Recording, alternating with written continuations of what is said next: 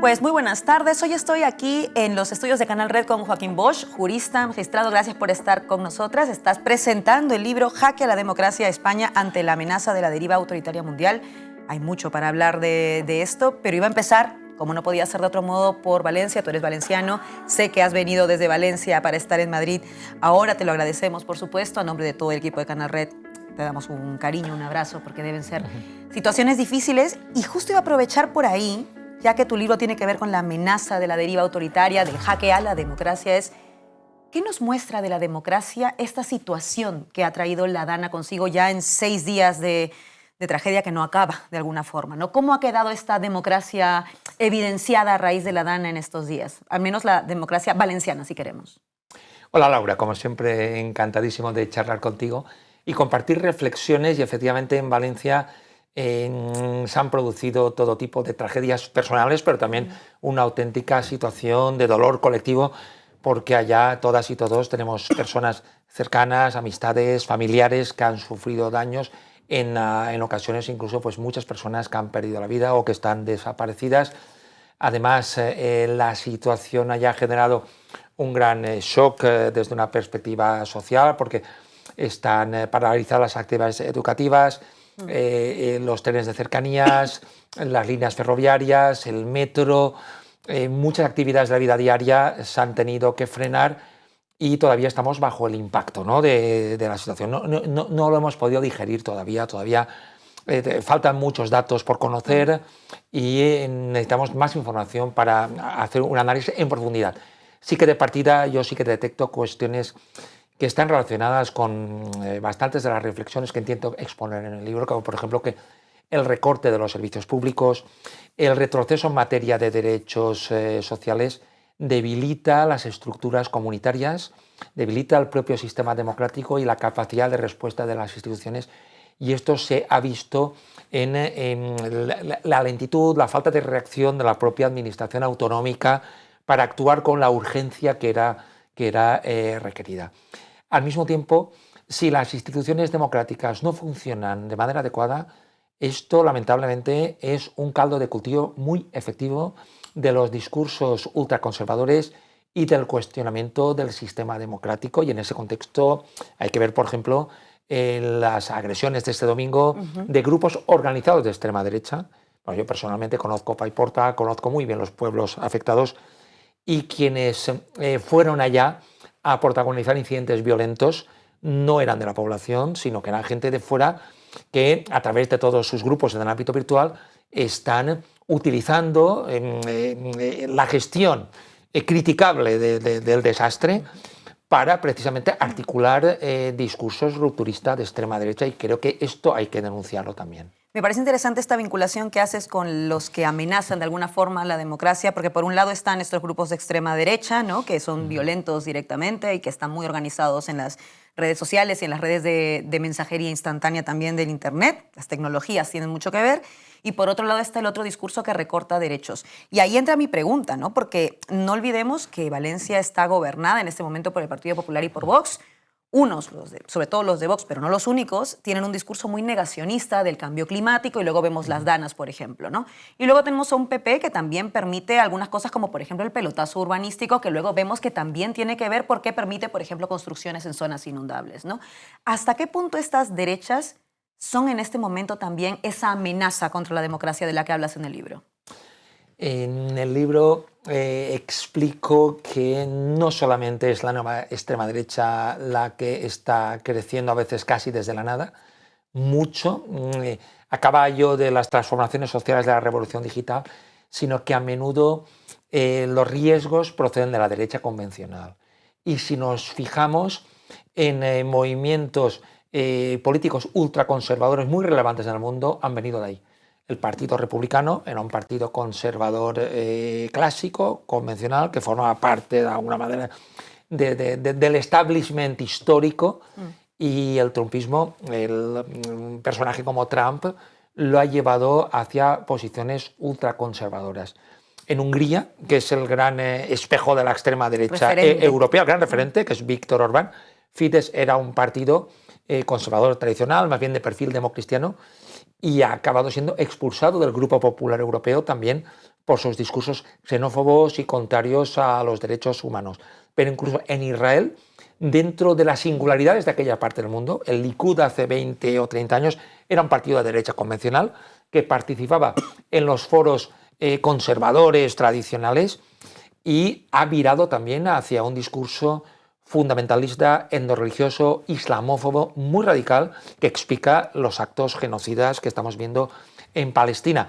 En consecuencia, creo que hay que estar muy atentos no solo a los cambios que pueden producirse por la irrupción de la nueva extrema derecha, sino también qué es lo que pasará en España con la propia derecha convencional, porque en algunas materias, como la inmigración, por ejemplo, está empezando a asumir muy directamente los marcos ultraconservadores. Por supuesto, y le abren como la puerta, ¿no? Y se dejan canibalizar de alguna forma por esos discursos. Y aquí va la pregunta, pensando en las democracias liberales, me alegra que hayas traído Israel porque creo que lo muestra bastante claro, es la pregunta, y es compleja de responder, es ¿qué queda de las democracias liberales hoy? Porque pienso en la institucionalidad de las democracias liberales. Por ejemplo, foros que en su día eran muy importantes como la ONU. Estamos viendo que ya a más de un año de que iniciara, digamos, este periodo de genocidio, como siempre decimos, desde los hechos del 7 de octubre, lo cierto es que la ONU no es capaz ni siquiera de conseguir un alto al fuego. Hace que te preguntes, ¿qué queda de las democracias liberales en este momento? Bueno, la pregunta la podemos complementar citando a la ONU, si citamos también qué queda de la Unión Europea, por ejemplo, ¿no?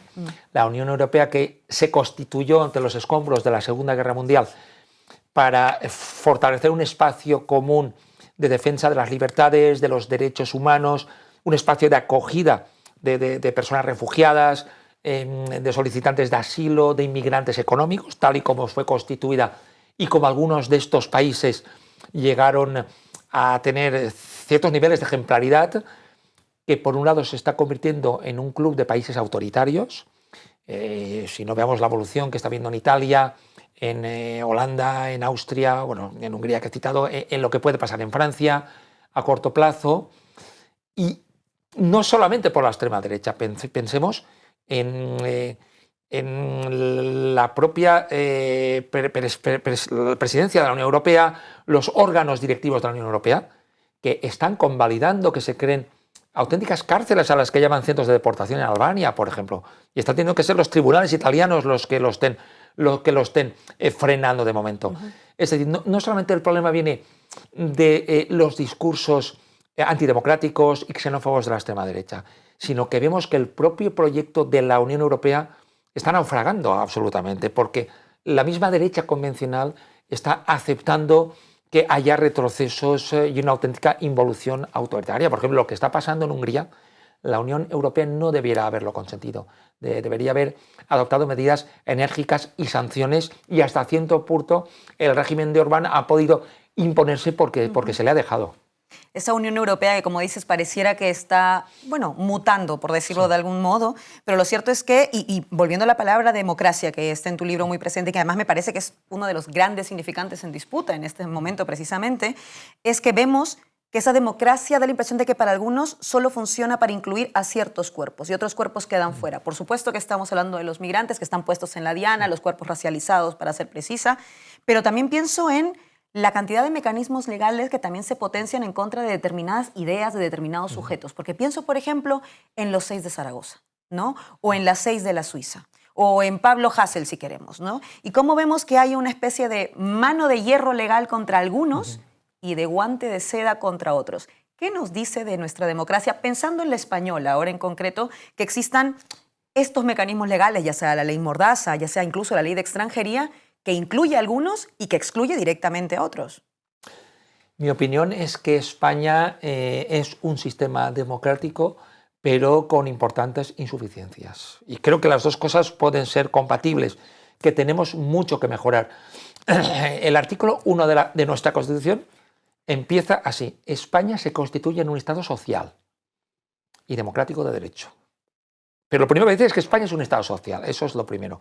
Un Estado social implica que se debe dar cobertura a las necesidades básicas de todas las personas, porque si uno no tiene una vivienda digna y unos recursos mínimos, no puede participar en la vida democrática. Y que sea un Estado democrático de derecho significa que hay unas reglas del juego que implican que un partido, si gana unas elecciones, puede gobernar, pero no puede impedir que otras fuerzas políticas puedan vencerle en unas siguientes elecciones y que se deben garantizar unas libertades básicas. Por ejemplo, la libertad ideológica y la libertad de expresión.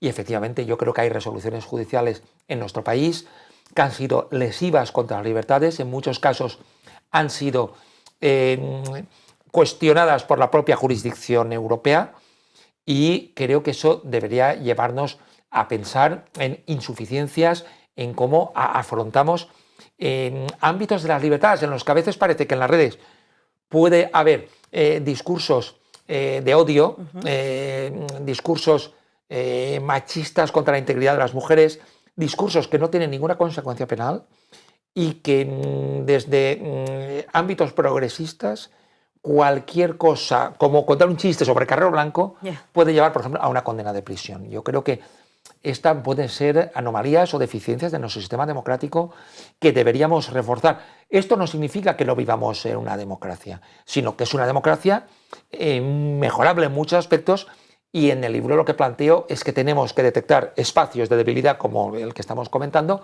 para intentar reforzar el sistema democrático, porque en líneas generales, donde no hay democracias, lo que hay son dictadores o autócratas. Por tanto, yo creo que la alternativa tiene que ser más democracia, ¿no? No puede ser cuestionar la democracia como sistema. Hablabas de dictadores y de autócratas, y lo cierto es que hemos visto a una derecha, y hablo ya directamente del Partido Popular, ni siquiera hablo de la ultraderecha, hablando de un gobierno ilegítimo, hablando de un presidente ilegítimo directamente con Pedro Sánchez, llamando a Pedro Sánchez directamente dictador, diciendo que se trata de golpismo. Hemos escuchado a un Partido Popular en otros niveles, si queremos, de intensidad en su forma de hacer oposición, que podríamos cuestionar si es democrática esa forma de hacer oposición, pero es que ahí va la pregunta. La última vez que conversamos hablamos de la ley de amnistía, cuando todavía no estaba aprobada, pero que ya intuíamos que iba a ser un gran ariete de la derecha, digamos, ¿no?, para utilizarla, y lo hemos visto. Ahora bien, pese a eso, y estábamos muy interesados en saber qué es lo que iba a pasar, y estábamos preocupados por cómo lo iban a utilizar ciertos sectores de la judicatura, lo cierto es que luego vimos un pacto y un acuerdo entre el Partido Socialista y ese Partido Popular para lo que llaman desbloquear el Consejo General del Poder Judicial. Con ese contexto, con esa derecha, con ese PP, ¿cómo valorar ese acuerdo entre el PP y el PSOE para repartir o desbloquear, como han llamado, el Consejo General del Poder Judicial? Mi impresión es que en España hay signos de peligro, como también he explicado en el libro. Somos la democracia occidental con mayores porcentajes de personas que creen que la democracia no es un buen sistema político y que no tendría ningún problema en vivir en una dictadura. Eso es un signo de peligro. Todavía hay decenas de miles de víctimas del franquismo en fosas comunes, y hay sectores sociales que les parece muy bien que esto sea así, pues un síntoma también de riesgo. Tenemos discursos en la extrema derecha que indican que el gobierno y el parlamento que se han constituido democráticamente no son legítimos. Esto es un signo habitual sobre posibles regresiones autoritarias, y también hay discursos de la extrema derecha que lo que nos dicen es que hay fuerzas políticas que deberían ilegalizarse por ser nacionalistas, independentistas, izquierdistas, y claro, me parece evidente que esto es radicalmente contrario al pluralismo democrático, que se puede ilegalizar partidos. A partir de ahí, como comentaba antes, sí que puede haber riesgos de que la derecha convencional pueda involucionar, como ha pasado en otros países, y esto sí que a medio plazo puede generar situaciones de riesgo en nuestro país. A pesar de todo ello, ha habido un pacto, efectivamente, sobre el Consejo General del Poder Judicial, pero mi opinión es que ese pacto hay que contextualizarlo en unas inercias institucionales en la cual los dos principales partidos del país se han repartido históricamente por cuotas, dos órganos de contrapeso. El Tribunal de Cuentas, el Tribunal Constitucional, el Defensor del Pueblo y todo tipo de instituciones.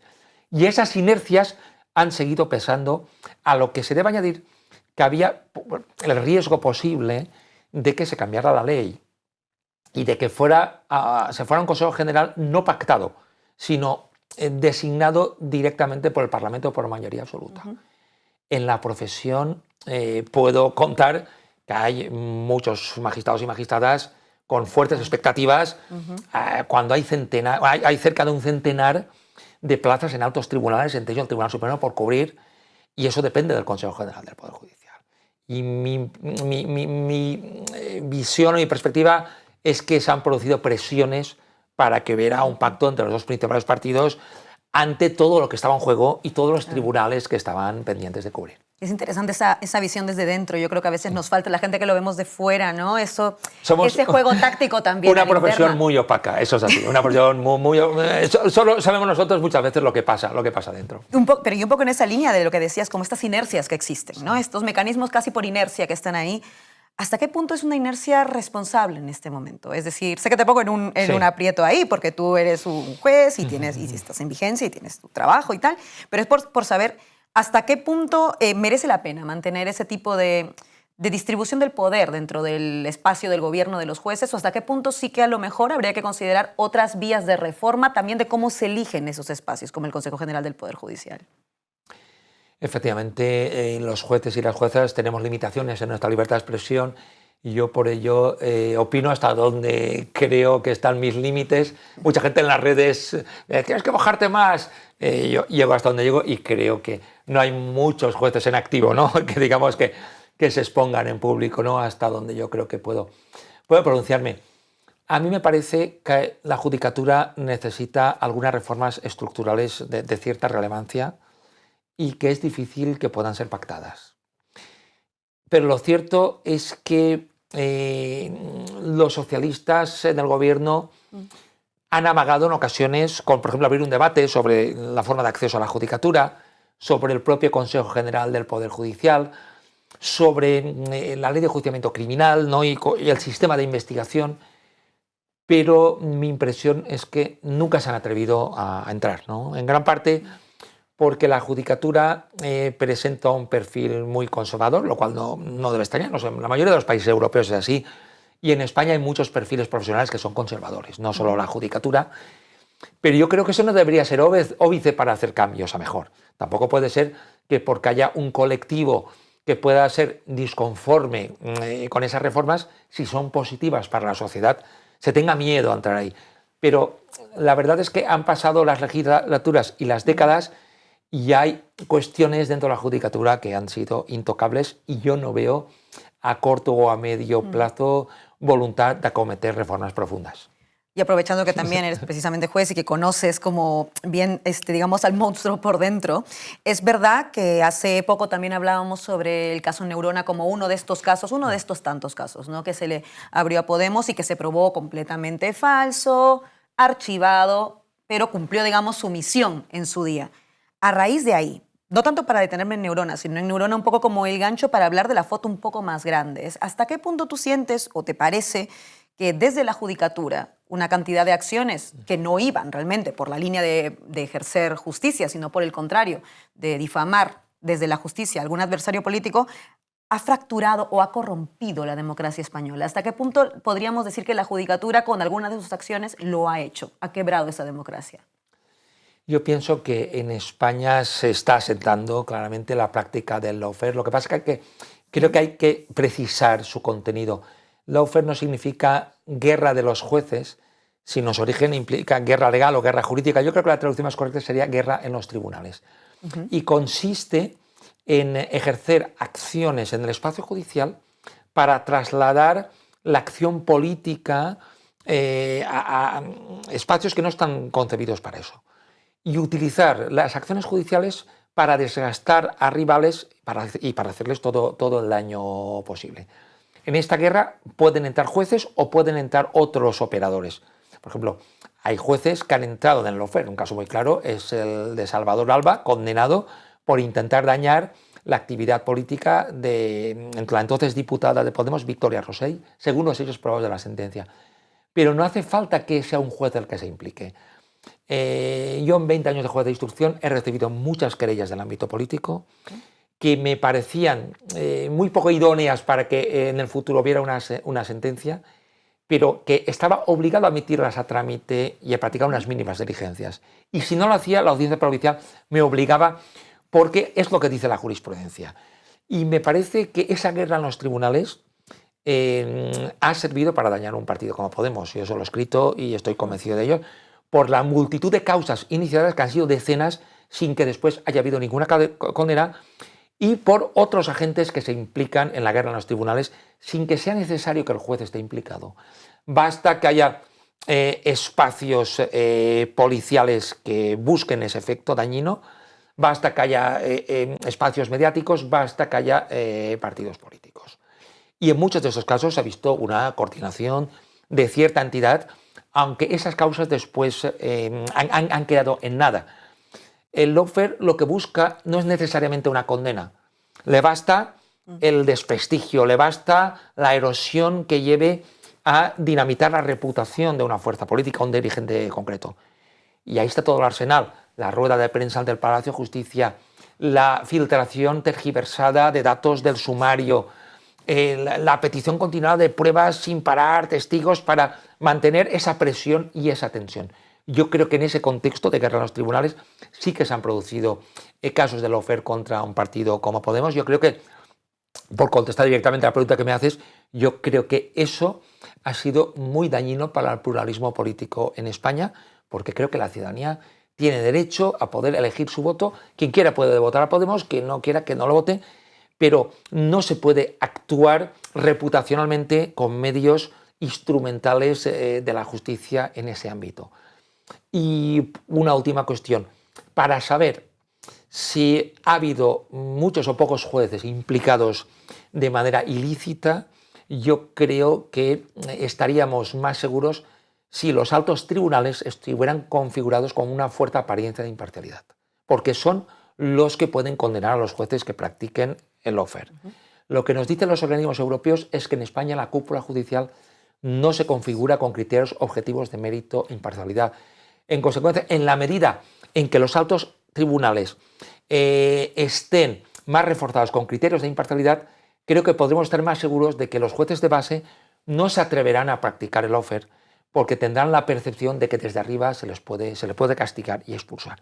Y en eso tenemos una asignatura pendiente, en reforzar esa apariencia de imparcialidad de los altos tribunales. Ahora que hablabas de los altos tribunales y justo pensando en que nos hemos visto hace un año, en realidad más o menos en Valencia, cuando hablábamos de la ley de amnistía, han pasado cosas este año y por salir incluso de Podemos, llegar incluso a otros partidos. Y han pasado cosas que podrían parecer inéditas, pero han ocurrido, como que un alto tribunal denuncia a un fiscal general del Estado, ¿no? Que es donde estamos, de alguna forma, donde estamos viendo que se le exige su dimisión, por un lado, otros dicen no debería dimitir si es que no está claro que debiera hacerlo, etcétera. ¿Hasta qué punto se han roto o pasado una cantidad de líneas rojas que nos deberían alarmar sobre la calidad democrática que nos empiezan a dejar estos asuntos? Pienso, la denuncia contra el fiscal general del Estado o el ataque directo contra la esposa del presidente Pedro Sánchez, porque entonces no estamos hablando de solo una fuerza política, sino hablamos ya directamente contra un gobierno y contra miembros de una institucionalidad, como es el caso de Álvaro García Ortiz. La imputación del fiscal general no tiene precedentes en España. Esto jamás había pasado y lleva reflexiones. Como he comentado antes, los organismos del Consejo de Europa nos dicen que la cúpula judicial y los altos tribunales en España están sometidos a situaciones de injerencias partidistas, pero también la Fiscalía General del Estado está configurada de una manera que permite ahí una presencia política, y es muy conocido todo aquello de la Fiscalía, de quién depende. Esto no pasa en otros países europeos, ni una cosa ni la otra. Por tanto, cuando vemos un hecho sin precedentes, es lógico pensar que puede haber un trasfondo de choque político de cierta entidad. Eso sin perjuicio de analizar jurídicamente lo que está diciendo el Tribunal Supremo, que obviamente se puede valorar. Pero de partida, en un contexto de fuerte polarización afectiva, de fuerte crispación política, el contexto es de órganos del sistema judicial que están en marcos de marcada politización.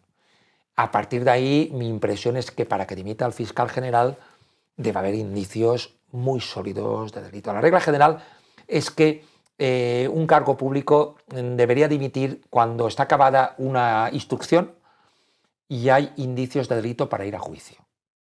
Mientras eso no esté determinado judicialmente, con lo que hay ahora, yo creo que no hay elementos suficientes para que se pueda exigir la dimisión del fiscal general. No debería dimitir entonces, en tu opinión, Joaquín, y ahí va lo siguiente, y es que desde dentro de la judicatura uno de los argumentos, por hacer un poco de abogada del diablo, uno de los argumentos es que el hecho de que haya una investigación sobre una cabeza de la institucionalidad del Poder Judicial es razón suficiente para que dimitiera, aunque fuera por una cuestión ética. ¿Cómo responderle a ese argumento?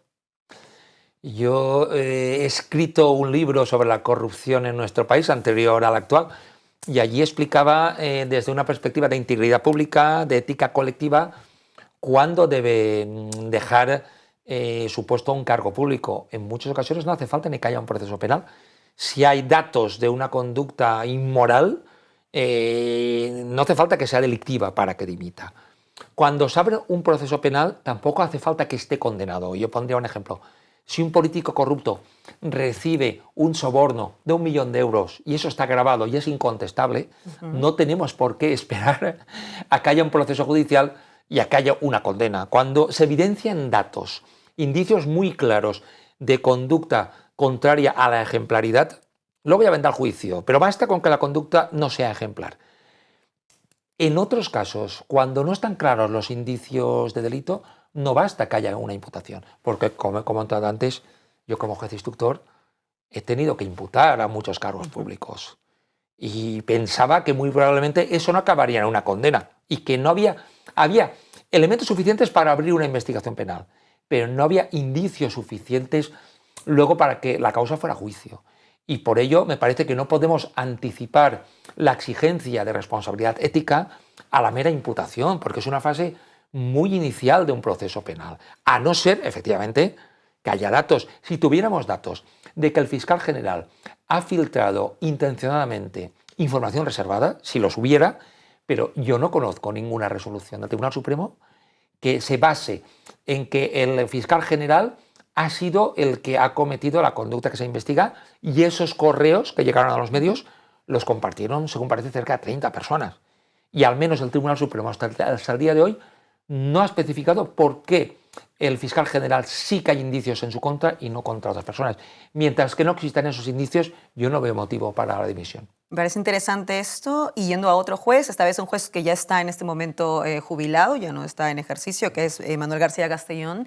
Hace también unas semanas interpuso una denuncia, una demanda contra Ione Belarra y con una cuantiosa cifra en euros, yo ni me imagino cuánto será esa cantidad de dinero, porque señalaba que lo había difamado y que por tanto lo merecía. ¿Hasta qué punto esto también tiene un precedente? Es decir, ¿hasta qué punto hemos visto otros jueces tomando una decisión como la de García Castellón? ¿Y hasta qué punto crees que es más bien una especie de, no sé si por precedente o no, pero eso es una especie de respuesta más bien política contra el que podríamos llamar también un cierto ejercicio de libertad de expresión por parte de la diputada de Podemos?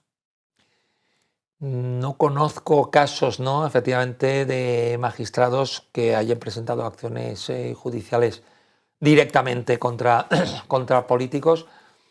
En todo caso, si no me falla la memoria, se trata de una acción civil, ¿no?, de reparación del honor, y ahí la jurisprudencia, en líneas generales, protege la libertad de expresión de los cargos públicos cuando afecten a personas de relevancia pública sobre cuestiones de interés general, incluso a través de lo que se llama la doctrina de los excesos verbales, es decir, que aunque los términos puedan ser muy duros o puedan ser extremadamente críticos, mientras de lo que se deduzca sea una crítica política, prima la libertad de expresión. Esa es la doctrina a grandes rasgos del Tribunal Constitucional. Tendrá que analizar el tribunal competente el caso concreto y ver si hace prevalecer, como pasa frecuentemente en estos casos, la libertad de expresión o hace prevalecer el derecho al honor. Como decía, la doctrina continuada hasta ahora es dar sobre todo a los cargos públicos un fuerte contenido de libertad de expresión para que puedan ejercer precisamente sus propias funciones. Un poco volviendo al libro y algo que me parece interesante, porque tú mencionas en el título, dice España ante la amenaza de la deriva autoritaria mundial. Estamos conversando a unas horas de que sepamos, bueno, vamos a ver cuánto tardaremos en saber exactamente, pero se anticipa pronto el resultado de las elecciones en los Estados Unidos, la que es considerada la democracia más fuerte en el mundo. Digo, es considerada porque lo cierto es que están también en este momento en una encrucijada. ¿Hasta qué punto eres optimista o pesimista sobre el resultado que sabremos en algunas horas? Y también, si ser optimista o pesimista supone entender que en este momento hay una candidatura realmente mejor, porque sabemos que Kamala Harris o Donald Trump representan también en este momento candidaturas que en algunas cosas están muy en la misma línea y tal vez sí tienen diferencias en otras. ¿Hasta qué punto puede ser optimista o pesimista entendiendo esos marcos con dos candidatos de este tipo, ¿no? Bueno, Estados Unidos será la democracia más fuerte del mundo a nivel militar, pero en cuanto a calidad democrática tiene también muchas insuficiencias y muchas cuestiones que a mí me parecen objetables, ¿no? Desde una perspectiva de participación ciudadana real, de protección de los derechos humanos, entre otros ámbitos. Yo soy bastante pesimista porque creo que gane o no gane Trump, el trumpismo va a seguir ahí. Digamos que ahí sí que ha habido un proceso de involución, de mutación, si queremos llamarlo así, que genera masas de personas será difícil que se marchen porque son productos de la revolución digital, son productos de nuestra época. Y esto yo creo que va a seguir en Estados Unidos y va a seguir en la Unión Europea y va a seguir en otras partes del mundo. Un amigo mío sociólogo explicaba que para entender el fascismo lo importante no era tanto entender a sus líderes como entender los rebaños que conformaron el fascismo, ¿no? Claro, ¿qué rebaños formaron el fascismo? Pues masas de gente desheredada, precarizada, muy desesperada entre los escombros de la Primera Guerra Mundial y ante unos sistemas democráticos y económicos que no resolvían sus penurias y que confiaron en discursos totalitarios porque les aseguraban que esa era la salvación y probaron si esa era la salvación con resultados absolutamente trágicos para el conjunto de la humanidad, para empezar, ¿no? Claro, la revolución digital ha generado otras masas, ¿no? Que afortunadamente no son las mismas que el fascismo. Pero bueno, pensemos en las masas que asaltaron al Capitolio, ¿no? Con el móvil en la mano y difundiendo el asalto, ¿no? Eso es. Pues ese tipo de masas, de rebaños irracionales, muy manipulables emocionalmente, que se generan con sus burbujas en las redes. Yo soy pesimista porque creo que, por un lado, la nueva extrema derecha ha sabido leer mejor que nadie los mecanismos de la revolución digital y creo que sobre todo los partidos tradicionales no han entendido bien lo que está pasando. Y esto explica ese auge en todas las partes a la vez porque vivimos en un mundo muy interconectado y con patrones comunes. Con lo cual, si pierde Trump, perdió Marine Le Pen las últimas elecciones, pero el reagrupamiento nacional francés tuvo más apoyos que nunca y ahí va a seguir. Por eso digo que el futuro lo veo complicado si no hay respuestas en clave democrática. Y si Trump gana, a mí me parece que eso va a servir para legitimar, empujar y espolear otros movimientos ultraconservadores en todo el mundo.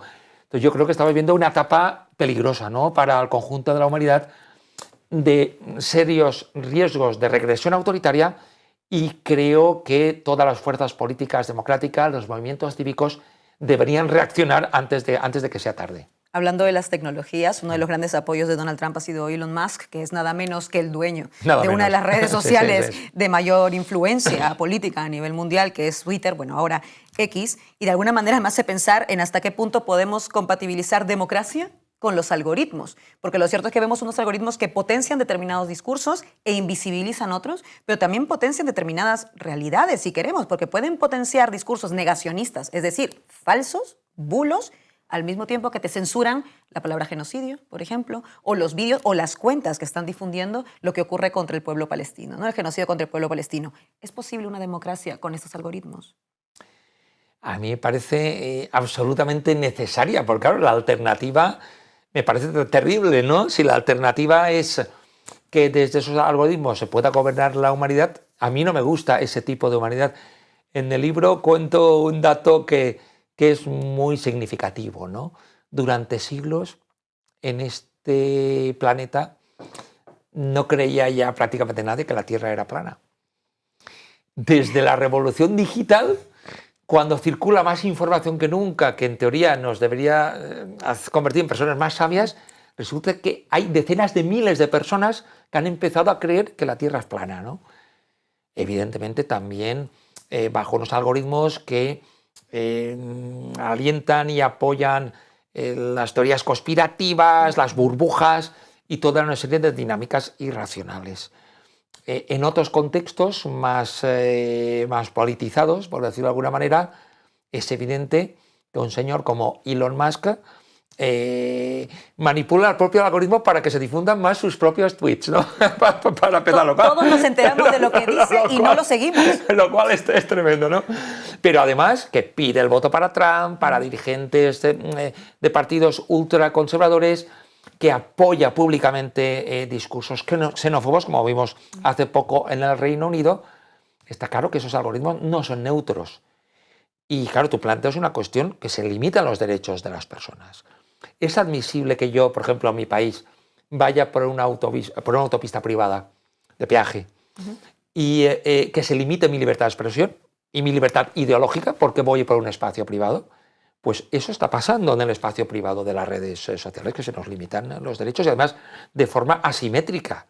Yo creo que el sistema democrático debe reaccionar ante todo esto y a mí me parece muy interesante lo que ha pasado en Brasil. Ha pasado en Brasil, de explicar a los grandes magnates de las plataformas virtuales que el Estado de Derecho también se aplica a ellos. No puede ser que yo, por ejemplo, como juez instructor, continuamente intente identificar a individuos que han vulnerado la libertad sexual de menores, la intimidad de personas adultas, que han cometido delitos de odio y que las plataformas virtuales amparen esa impunidad. Yo creo que estas plataformas deben acatar y cumplir el Estado de Derecho, porque eso solo faltaba, que podrían estar por encima de las leyes como hoy lo siguen estando. Y esto debe implicar, en última instancia, ver qué medidas se adoptan para impedir esa manipulación en el espacio público. Yo creo que es un debate que los sistemas democráticos deben afrontar básicamente para protegerse de la desinformación, de la manipulación y de la limitación de derechos. Estamos obligadas a tener ese debate. Yo tenía una última pregunta a partir del título del libro. No es jaque a la democracia, pero no es jaque mate.